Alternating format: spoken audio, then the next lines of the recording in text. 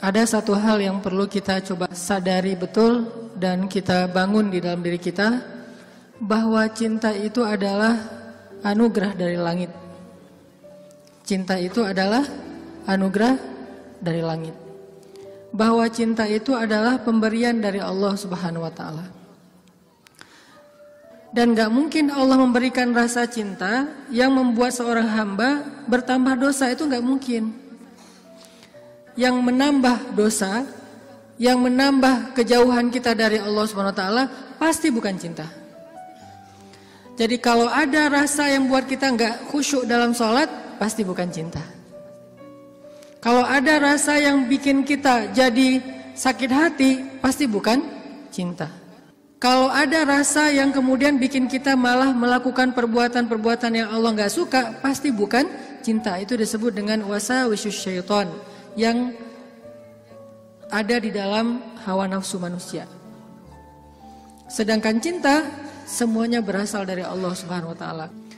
Dan cinta yang Allah titipkan kepada kita di antara hamba-hamba Allah di muka bumi, di langit dan seterusnya, itu cuma satu bagian dari 100 bagian cinta yang Allah simpan di dalam surga. Jadi satu bagian itulah yang kemudian kita lihat dari seorang ibu kepada anak, dari seorang ayah kepada putranya, dari seorang anak kepada orang tuanya, dari seorang pasangan kepada pasangannya, suami istri, istri kepada. Satu bagian yang kemudian dibagi di antara hamba-hamba Allah yang sangat banyak, miliaran bahkan tidak terhitung. Cuman satu bagian. Satu bagian itu kita udah bisa ngelihat pengorbanan seorang suami yang luar biasa. Kayak misalnya teman-teman yang nge-follow Rumah Teduh Sabadiin, ada seorang anak ngerawat ibunya di detik-detik terakhir sebelum ibunya wafat. Dia bacain Yasin, dibacain Al-Quran, dia pijat-pijat ibunya, dia belai ibunya, dia penuhi semua hak ibunya. Dan ini adalah gambaran hanya partikel kecil dari satu bagian cinta yang Allah turunkan ke muka bumi. Ini hal yang perlu kita sadari dulu teman-teman, bahwa cinta itu asalnya dari langit. Kalau kita butuh cinta dari siapapun, cinta dari orang soleh, cinta dari ulama, cinta dari orang tua, cinta dari pasangan, cinta dari calon pasangan, cinta dari mantan yang pengen balikan, cinta dari mana aja lah. Carinya tuh bukan di bumi, carinya di langit. Makin rendah sujud kita, makin kita menggetarkan arasy di langit. Tapi kalau kita cari cinta dengan cara sering-sering posting, itu juga diedit semalaman, kita nggak bakalan dapat cinta. Kita dapatnya apa? Was-wasah, bukan cinta. Terus nggak boleh posting Ustaz? Boleh, dan saya juga sering posting, cuman bukan gitu cara mencari cinta. Apalagi diedit habis-habisan, pakai apa aplikasi berganti-ganti. Ini kurang apa bright lah, apa kurang charming. Akhirnya diedit. Justru yang muncul dari itu adalah kekecewaan. Makanya kalau kita mencari cinta itu adalah dengan sujud, dengan doa, dengan taqarrub kepada Allah Subhanahu wa taala, mendekatkan diri pada Allah. Sehingga kalau kita udah cinta dari Allah Subhanahu wa taala, maka Allah akan mendatangkan sekian banyak orang untuk mencintai kita. Ada yang dengan status pasangan, ada yang dengan status orang tua, ada yang dengan status teman, ada yang dengan status apapun, bahkan kadang nggak dikenal, tapi dia mencintai kita karena Allah Subhanahu wa taala. Dan itulah cinta yang berlimpah. Kebayang nggak di antara banyak makhluk, kira-kira gimana yang 99 bagian yang Allah simpan di dalam surga, dan itu diberikan hanya kepada segelintir hamba Allah yang masuk ke dalam surga doang. Kan banyak yang gak dibangkitkan ya, hewan, tumbuhan, mereka tidak dibangkitkan kecuali beberapa jenis hewan dan tumbuhan yang disebutkan di Al-Quran. Tapi pada umumnya hewan tidak mengalami hari berbangkit. Jadi tidak ada hewan yang mendapatkan 7 golongan hewan yang dapat naungan di padang mahsyar, gak ada itu. Yang ada manusia. Kalau hewan ngikut manusia, kalau dia berjasa dalam dakwah manusia dia terlibat. Tapi pada umumnya hewan dan tumbuhan itu tidak dibangkitkan. Padahal jumlahnya miliaran.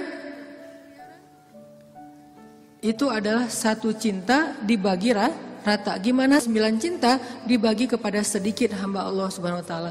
Makanya Allah mengatakan di dalam surga itu la khaufun 'alaihim wa lahum yahzanun. Di surga itu tidak ada rasa takut, tidak ada rasa kecewa.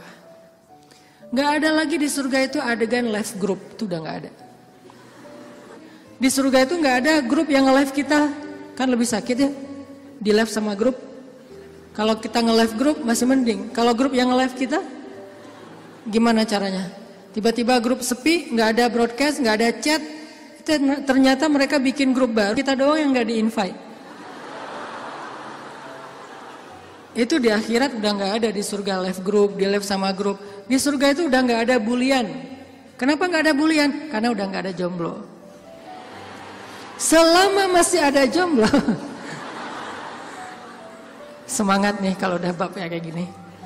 Saya bukan mau menzolimi teman-teman gara-gara sering ngebully jomblo. Enggak, saya nggak ngebully, saya cuma empati doang. Kasihan sih.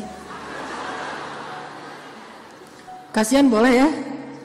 Sebagian doang, yang lain insya Allah gue mah asik-asik aja Ustadz sebagai single villa gitu ya, nggak masalah. Cuman ada sebagian yang mungkin masih berat menjadi seorang yang single, apalagi baru aja kemarin diputusinnya dengan bahasa yang nggak enak lah gitu. Kita adik kakak aja ya, kan nggak enak tuh.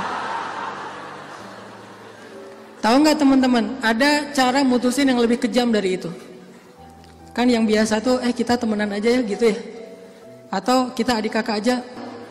Ada nggak orang yang diputusin sama pasangannya, dibilang kamu tuh jadi ibu saya aja ya, kamu tuh seperti ibu buat saya? Ada. Dalam bahasa fikih disebut dengan zihar.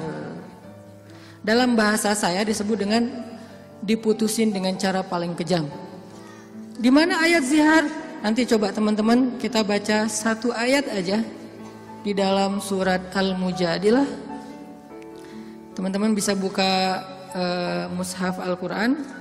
Kita coba buka surat Al-Mujadilah, surat 58. Surat Al-Mujadilah ayat 1.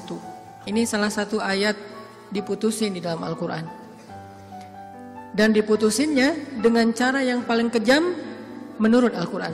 Saking kejamnya Allah kasih semacam punishment buat yang mutusin, dengan cara harus berpuasa selama 2 bulan berturut-turut.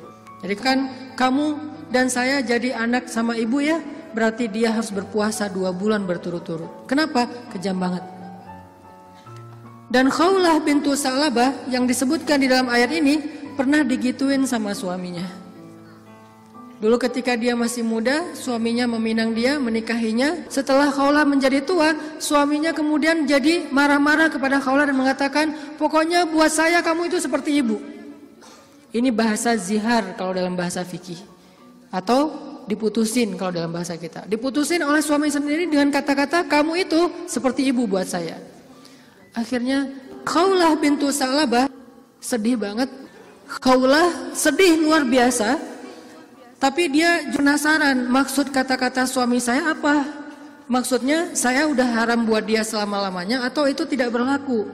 Akhirnya Khawlah datang kepada Rasul. Ya Rasulullah, dia japri Rasul.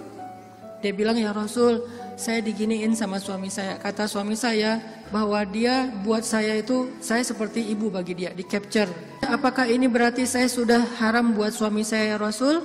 Kata Nabi, ya wahai Khawlah, sudah haram. Akhirnya Khawlah sedih banget. Cuman Khawlah kalau sedih gak mau pakai emotikon nangis kepada orang lain. Emotikon nangisnya hanya kepada Allah Subhanahu wa taala. Disebut dengan watashtaki ilallah, curhat kepada Allah. Dia tidak curhat perasaannya kepada makhluk. Kan curhat itu meluapkan isi hati dan perasaan ya, curahan hati. Artinya dia gak mau mengekspresikan perasaan senang dan sedihnya kepada manusia.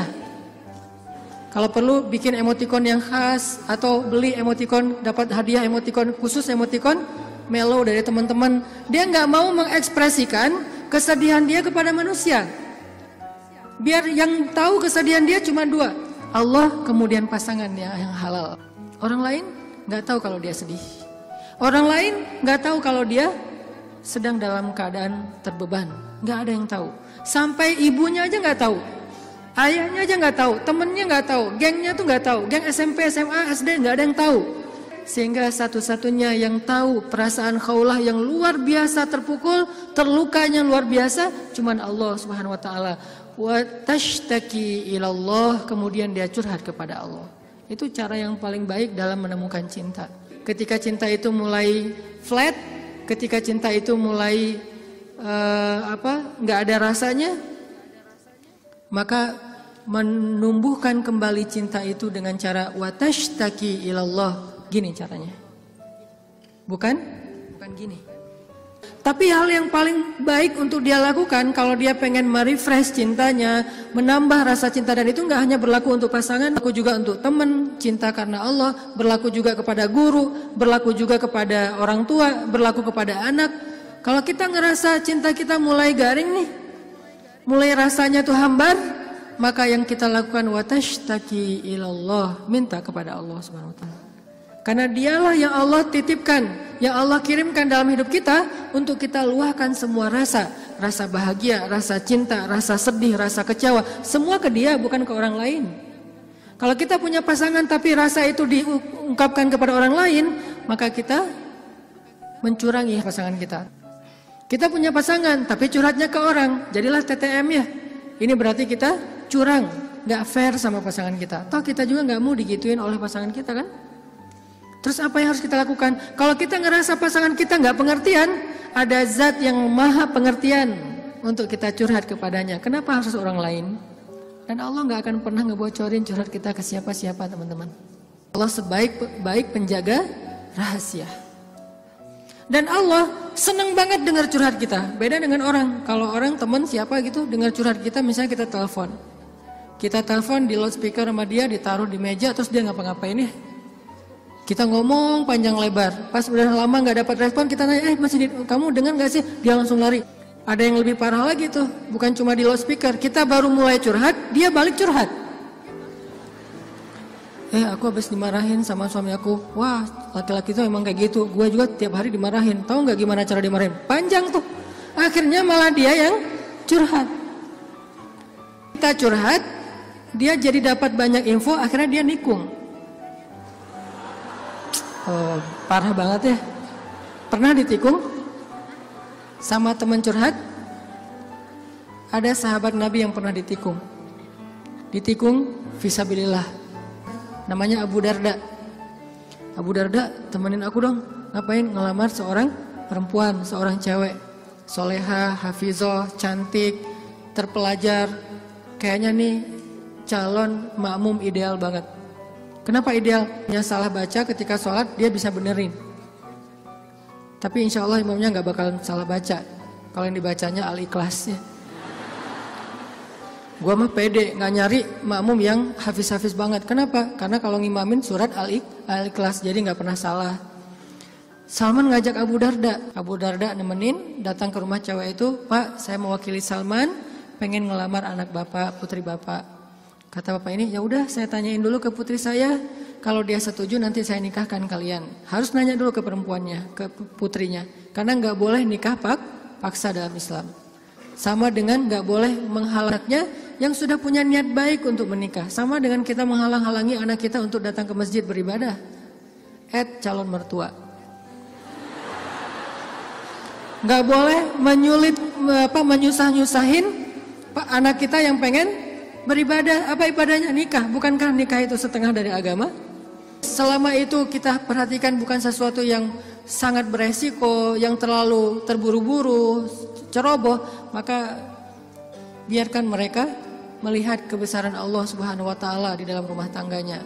Rumah tangga seperti usaha dibangun dari nol, tiba-tiba Allah kasih banyak kemudahan setelahnya. Udah selesai lamar, ditanya sama ayahnya kepada putrinya. Nak, gimana tuh ada satu orang cowok di depan ngelamar kamu? Yang mana? Itu yang Salman, yang orang Asia. Anaknya kemudian keluar ngintip. Ngintip bahasa kita stalking.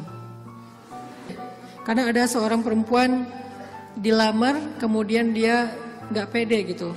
Dia bilang ke Rasulullah, ya Rasulullah, boleh gak kalau saya itu aib saya bahwa dia kepalanya ini rambutnya banyak yang sudah rontok karena penyakit. Kemudian dia bilang, boleh nggak saya pakai rambut palsu atau saya tutup rambut saya dan saya nggak kasih tahu ke siapa-siapa kalau rambut saya itu udah rontok. Kata Nabi, sampaikanlah. Jadi nggak perlu diedit, nggak perlu dibikin yang sekeren mungkin, tapi kemudian orangnya kecewa. Dia stalking, oh itu cowoknya. Kalau yang di sebelahnya itu Abu Darda, ya sudah. Akhirnya si cewek menerima lamaran, tapi bukan untuk Salman, untuk Abu Darda. Datang bapak itu. Alhamdulillah saya udah bicara dengan anak saya. Oh gimana Pak, Salman udah deg-degan gitu. Sabar ya Salman, ternyata anak saya belum berkenan untuk menikah dengan Salman. Oh nggak apa-apa Pak.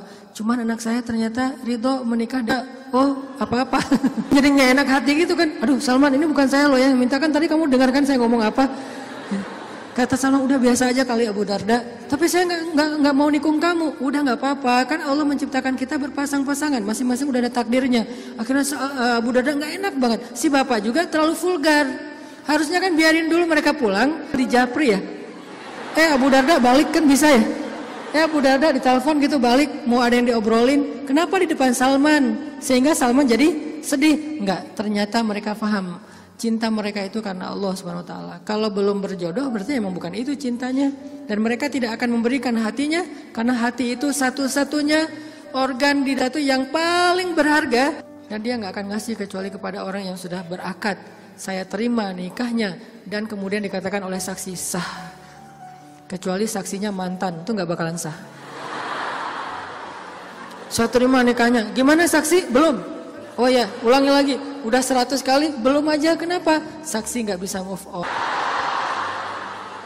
Yang lebih berat tuh bukan saksinya yang mantan, KUA-nya yang mantan. Tuh parah tuh. Ini kenapa ya persyaratan nggak ada yang lengkap ya? Semuanya persyaratan kurang aja gara-gara KUA-nya adalah mantan. Nauzubillah lah ya. Kan pernah viral tuh di Instagram yang seseorang ngelakuin kriminal kemudian disidang. Kebayang gak sih pas lagi di sidang gitu ternyata ketua majelis hakimnya itu mantan kita.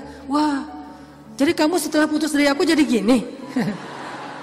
Iya, aku gak bisa hidup lagi tanpa kamu. Ya udah apa? Kamu saya vonis menikah dengan saya. Gak penting juga. Nah akhirnya kita balik lagi ke cerita Khawlah. Khawlah curhat kepada Allah. Ketika ada masalah, Khawlah bilang ya Rabbi ilahi. Dia curhat, dia nangis, dia habis-habisan hanya di hadapan Allah saja. Ketika di hadapan manusia, dia nggak mau menunjukin dirinya lelah di hadapan manusia. Dia nggak mau menunjukin dirinya fragile di depan manusia. Dia hanya menunjukkan kelemahan dirinya di hadapan Allah. Allah ilahi, saya fakir sedangkan engkau maha kaya. Saya lemah sedangkan engkau maha perkasa. Saya bodoh sedangkan engkau maha bijaksana. Saya bingung sedangkan engkau maha tahu segala-galanya. Kita tunjukkan semua kelemahan kita, curhatnya kepada Allah, jangan kepada makhluk. Dan Allah senang banget dengar curhat hambanya. Apa nama Allah yang maha mendengar? Sami'un. Allah itu gak pernah lelah mendengar curhat, doa, dan semua isi hati hamba-hambanya ketika mereka berbicara kepada Allah. Ya Allah, ya Allah. Setiap hari kita berdoa kepada Allah dengan doa yang sama, Allah gak pernah bosan. Makanya Allah As-Sami' yang maha mendengar. Makin panjang curhat kita, Allah makin sayang sama kita. Beda kan sama orang, makin panjang curhat kita, makin ditandain besok-besok kalau kita telepon gak akan diangkat lagi.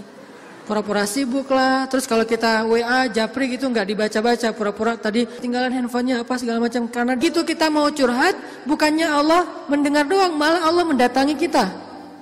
Wa idza salaka ibadi anni, kalau hambaku bertanya kepadamu, di mana Allah? Saya pengen curhat.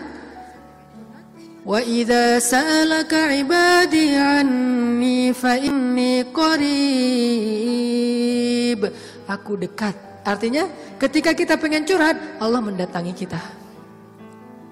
Kadang-kadang kita nggak pengen curhat aja, Allah mendatangi kita karena pengen dicurhatin. Kan baik banget Allah tuh. Padahal kan yang butuh kita ke Allah, bukan Allah butuh kita. Tapi karena saking pemurahnya Allah, dari arasnya turun ke langit dunia. Setelah turun ke langit dunia, Allah bertanya, hal min dhi hajah, ada enggak hamba-hambaku yang butuh pertolongan? Allah manggil-manggil kita tuh di langit dunia tuh. Allah manggil-manggil kita, kita tidur. Ilfil nggak Allah? Besok datang lagi. Hal min dhi haja, ada nggak hamba-hambaku yang butuh pertolongan? Masih tidur. Ilfil nggak? Besok datang lagi, dan itu berlaku dari sejak Allah menciptakan manusia sampai hari kiamat. Nggak pernah Allah ilfil sama kita. Inilah tempat curhat yang paling baik. Hanya ada dua, satu kepada Allah, kedua kepada pasangan. Kalau tidak ada pasangan, bolehlah sesekali kepada orang tua. Tapi kadang-kadang harus dibatasi juga. Karena ada hal-hal yang kalau kita sampaikan kepada orang tua, pasangan kita nggak ridho.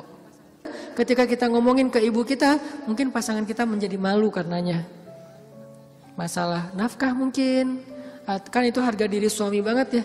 Kalau seorang istri kemudian curhat ke ibunya, ya AA ngasihnya kurang terus setiap bulan. Kan dia jadi malu nih. Ada hal-hal yang suaminya akan malu dan gak rela.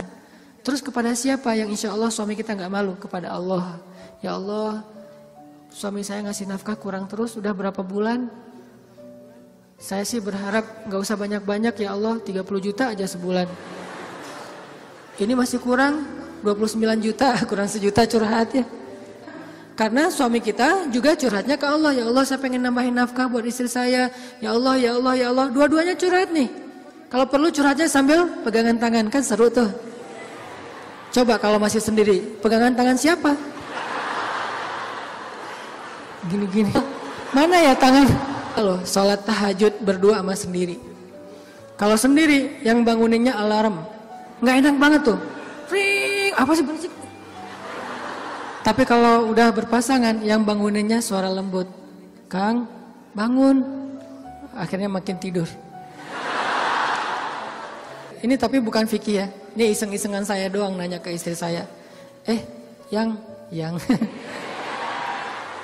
Kalau kita sholat tuh boleh gak sih gandengan? Istri saya nanya, gandengan gimana? Jadi kita tengah malam tuh nanya-nanya kayak gituan. Gandengan gimana? Gini, jadi kita takbir terus. Boleh gak sih kayak gitu? Nanya ya.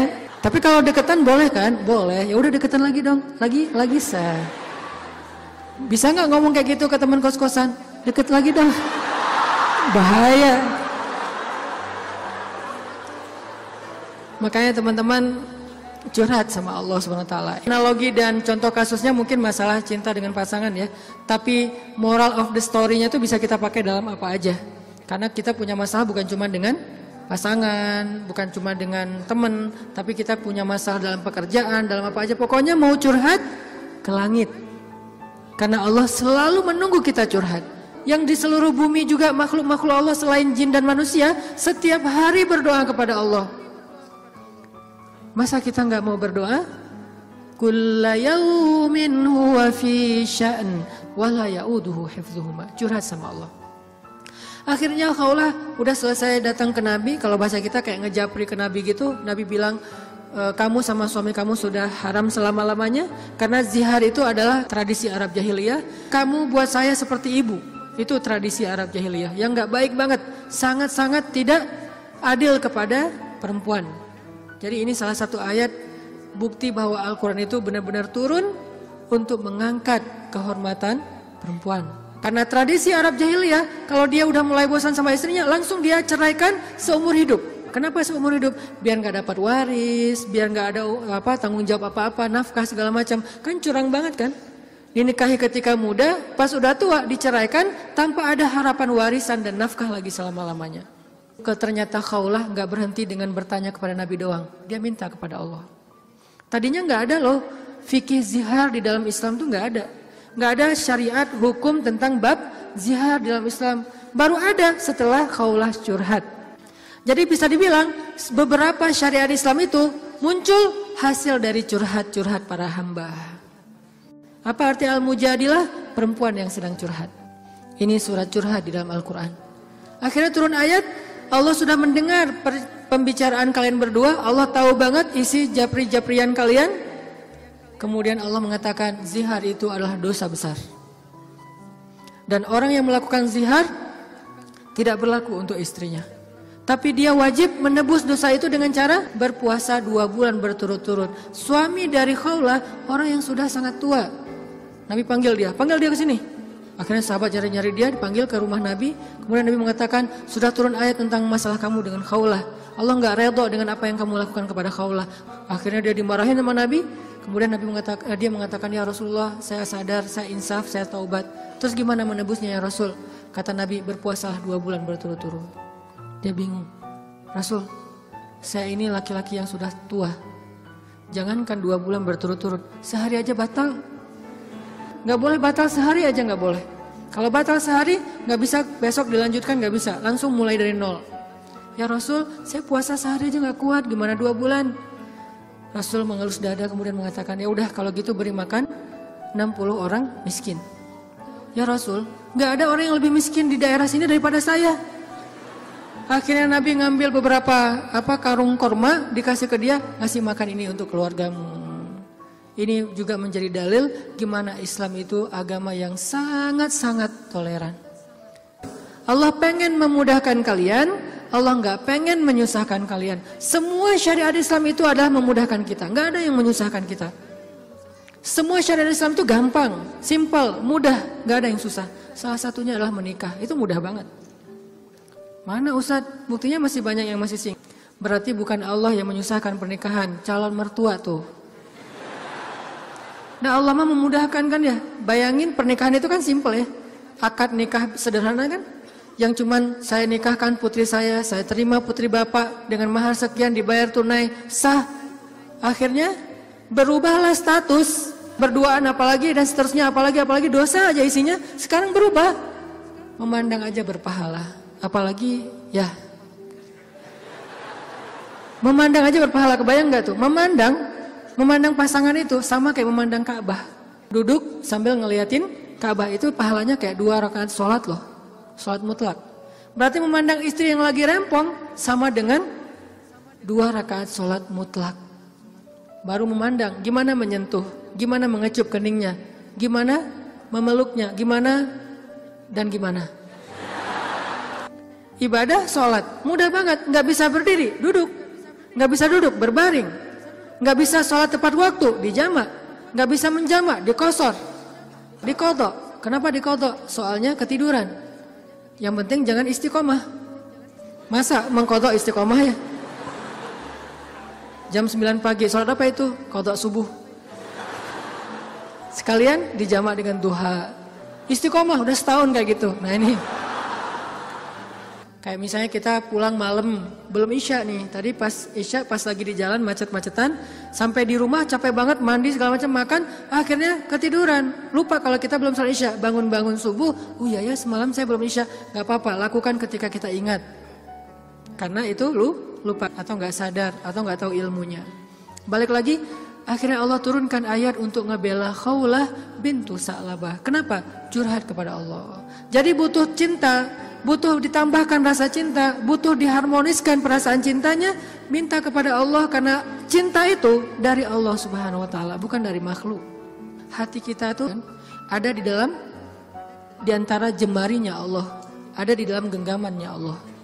Kadang-kadang kita sendiri nggak berkuasa untuk nolak apa yang diinginkan oleh hati kita sendiri loh. Dan saya ngebuktiin banget, saya sering bilang saya itu bukan tipe istri saya banget. Ada 4 hal yang istri saya nggak mau, 4-4-nya ada di saya. Ketika sebelum ketemu saya, pokoknya saya nggak mau ini. Aduh, nggak mau banget deh, nggak banget deh. Makanya jangan gampang nyumpahin ya. Nanti malah dikasih seperti yang kita sebutin. 4 hal yang saya nggak pengen banget ada suami saya yang 4 ini. Ternyata pada diri saya ada 4-4-nya. Ya Allah, tundukkanlah hatinya untukku, ditundukkan. Kok saya nggak bisa nolak kamu? Ya. Kuat-kuatan doa kan? Dia berdoa, ya Allah please jangan orang itu. Ya Allah please yang dia. Kuat-kuatan doa. Ya Allah jangan orang itu please, jangan orang itu. Ya Allah please dia aja, jangan yang lain. Ustadz dilawan ya. Doa. Jadi minta sama Allah itu gampang banget loh. Hidup kita tuh cuma masalahnya cuma gini doang. Buat saya hidup saya itu modalnya bukan duit, bukan teman, walaupun itu semuanya penting dan berharga, tapi modal paling penting dalam hidup saya itu ini. Makanya saya nggak mau sama sekali menggadaikan doa dengan makanan yang syubhat dan haram, nggak mau saya.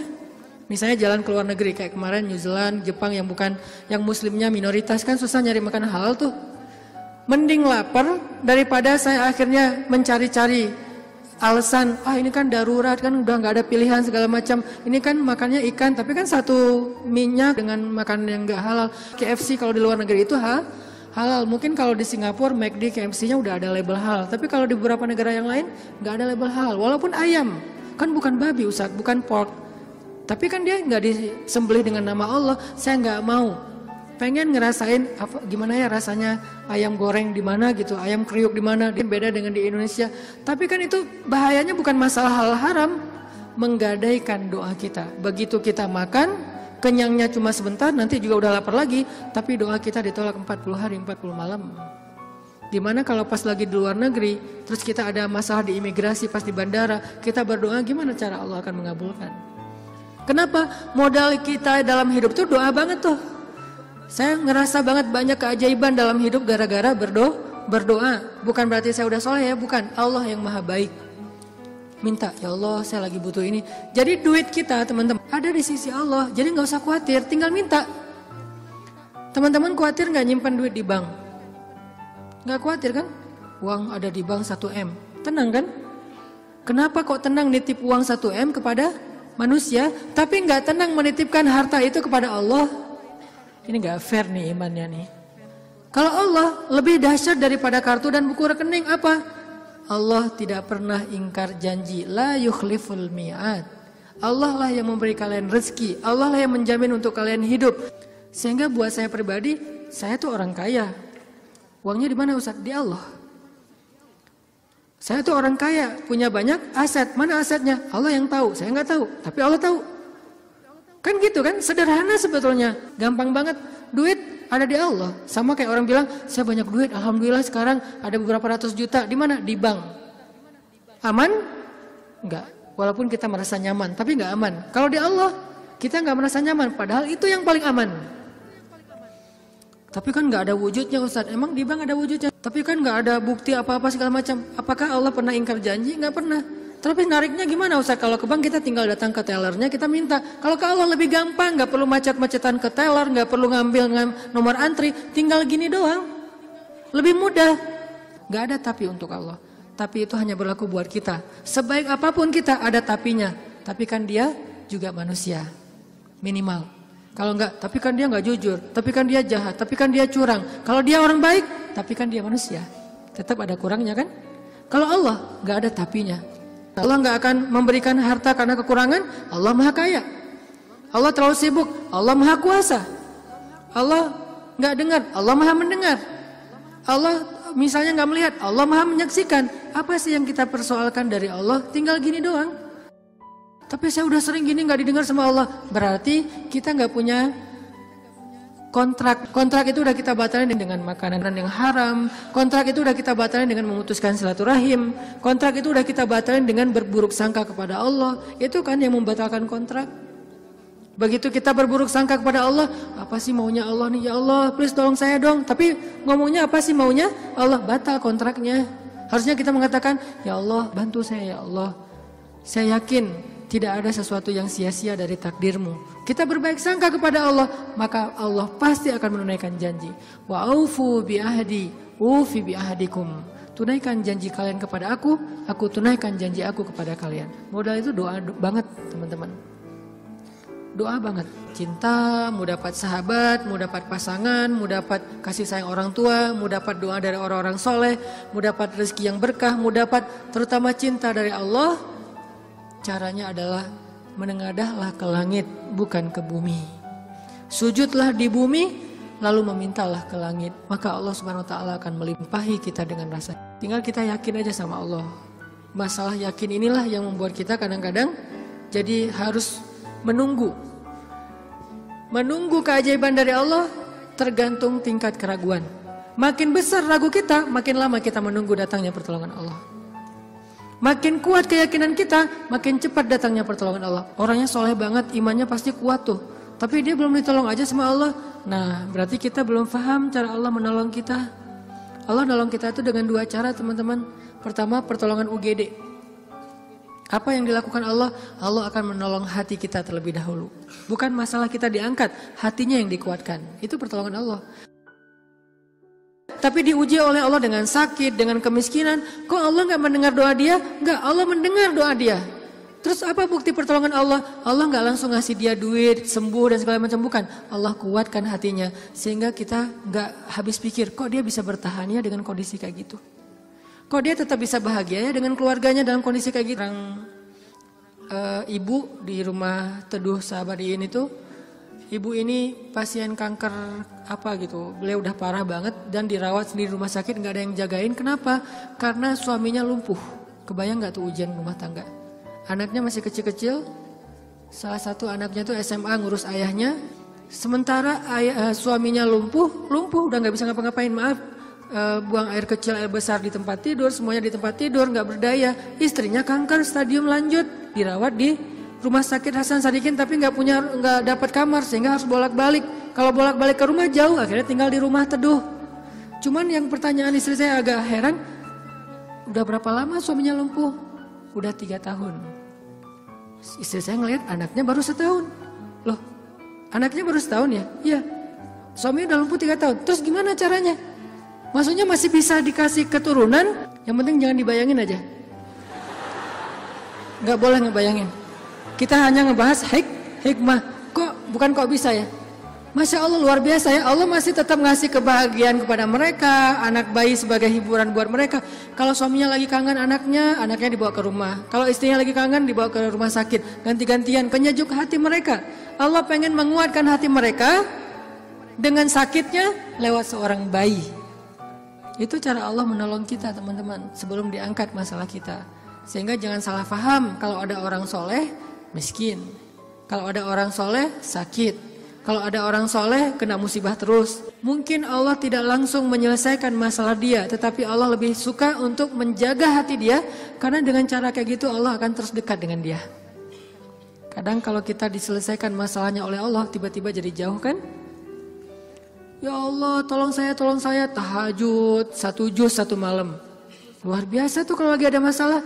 1 masalah selesai, gak usah tahajud. Sholat aja dijamak lagi tuh tadi. Maghrib dijamak dengan isya, zuhur dijamak dengan asar, subuh dijamak dengan duha. Jadi sehari menjamak 3 kali sholat.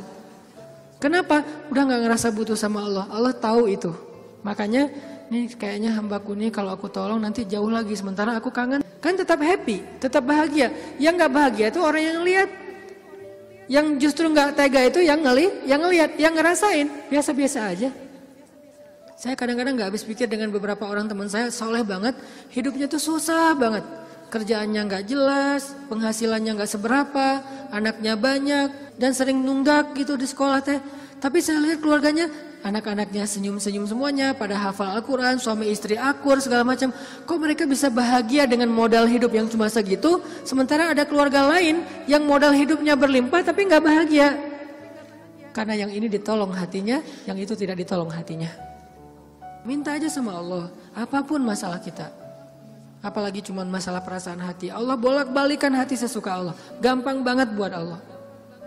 Kadang-kadang yang saya cerita, ketika kita terbesit dalam hati aja Allah wujudkan kan. Kayak ada seorang ibu di Dumai, cuman terbesit di hati gak ngomong loh. Tiba-tiba saya kepikiran pengen ke Dumai. Kenapa Ustaz? Gak tahu, pengen aja ke Dumai. Akhirnya kita ngumpulin tuh daftar yang ngundang di seluruh Indonesia. Terus kita yang nentuin mau kemana. Ke Dumai Akhirnya nentuin beli tiket ke Dumai. Walaupun sebetulnya jadwalnya tuh rush banget loh. Jadi jadwalnya tuh sangat padat. Tapi bela-belain ke Dumai. Kenapa? Allah yang menuntun hati saya, menggerakkan hati saya untuk datang ke Dumai. Begitu saya sampai di Dumai, ternyata Allah men-setting beliau yang menjemput kita di bandara.